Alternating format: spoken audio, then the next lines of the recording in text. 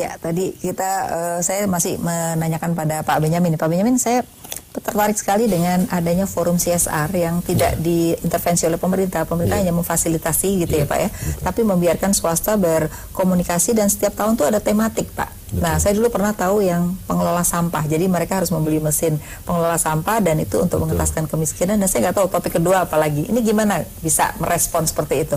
Ya, memang yang pertama sebelum dibentuk, di Tangsel sudah membentuk forum CSR. Semuanya itu dari sektor swasta. Sebelum itu kami kumpulkan mereka, kami ajak dialog mereka dan kami paparkan data-data kemiskinan seperti yang tadi disampaikan oleh Pak. By name, by address itu kami paparkan karena itu sudah terdata sedemikian rupa Pak, sampai di kelurahan mana mereka ada dan seterusnya itu.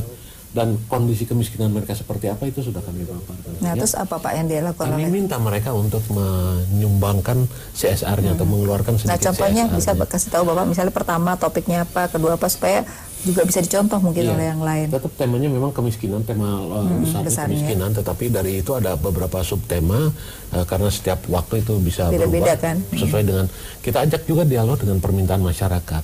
Seperti memang soal pengentasan persambahan itu menjadi tema yang cukup panjang ditangani oleh CSR dan forum CSR ini mengadakan mesin inseneratornya. Tapi masyarakat di situ nanti sampah-sampahnya dipekerjakan di situ dan sampahnya dibeli oleh kelompok insenerator ini dan ini dibiayai. Tapi bukan itu saja, bedah rumah juga. Setelah itu ada bedah rumah juga dibiayai oleh forum CSR. Kemudian juga mereka bukan saja air bersih kalau nggak salah ya, air bersih juga ada kalau nggak salah. Air bersih juga ada di beberapa spot-spot kelurahan-kelurahan kita di RW-RW dan seterusnya seperti demikian. Yang paling banyak ya kami minta karena memang kita arahkan untuk pengentasan kemiskinan ya mengintervensi EKM kita, memberikan bantuan modal. Ada juga tapi itu sekarang. Ada juga dari forum CSR seperti itu. Jadi Bapak sarannya apa sih kalau ke depan ini mungkin pemerintah daerah yang lain bisa nyontok ke Bapak gitu, seperti apa harapannya? Yang pertama tentunya karena kewenangan yang ada di pemerintah daerah melalui instrumen anggaran APBD harus betul-betul Jadi seperti yang kami di Tangerang Selatan belanja langsungnya itu sudah 72% dari 3,4. Kalau Pak Firman solusi apa yang mesti ditawarkan atau model seperti apa? Ya, karena memang temanya adalah peran dari kepala daerah. Tentu fungsi masyarakat dengan persoalan, kemudian dibekali dengan kewenangan.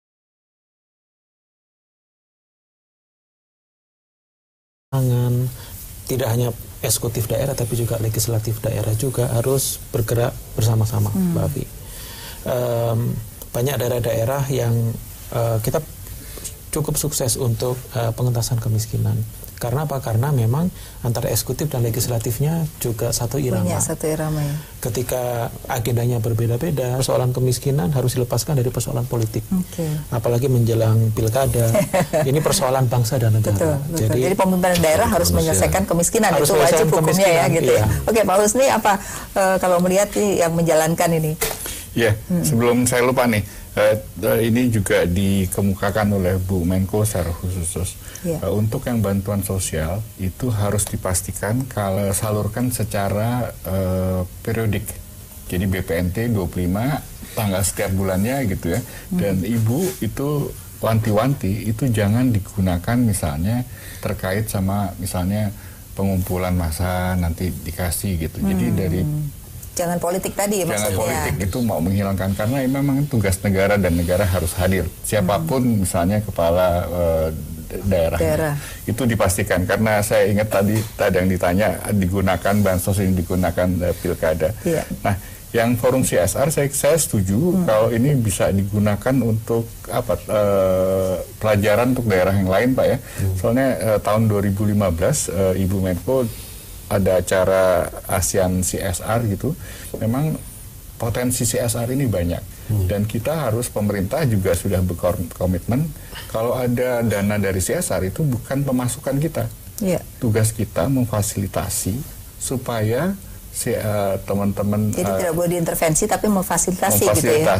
Apa saja yang bisa kita bantu, termasuk juga misalnya perlu bantuan dari data-data, jadi kita balik tuh dana CSR bukan tambahan pemasukan untuk APBD atau APBN, tapi tugas kita pemerintah memfasilitasi supaya mereka bisa melaksanakan CSR-nya dengan baik. Mereka kan pasti juga ingin CSR-nya berhasil kan, karena mereka perlu. Betul, karena mereka juga ingin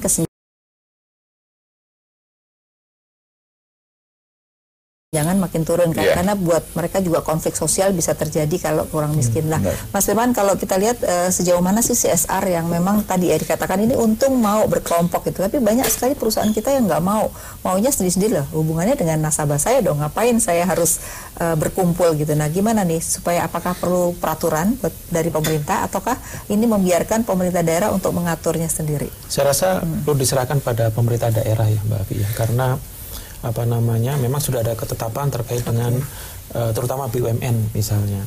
Tapi untuk swasta saya rasa biarkan, tapi sesuai dengan kebutuhan mereka ya. Iya, saya rasa mereka punya panggilan. Sangat sudah habis Pak Benyamin. Terima kasih Pak Firmansyah dan Pak Husni. Banyak hal yang sudah kita diskusikan.